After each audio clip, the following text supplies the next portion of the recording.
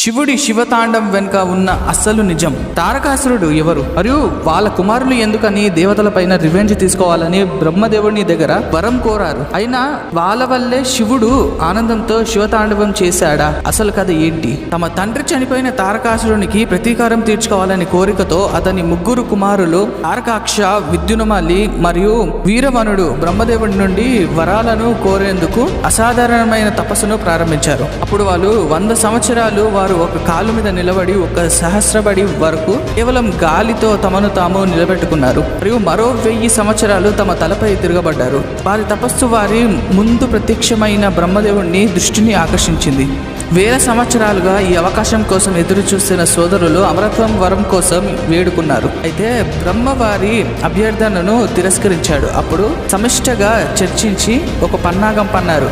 బ్రహ్మ తిరస్కరించలేని ఒక ప్రత్యేకమైన అభ్యర్థనతో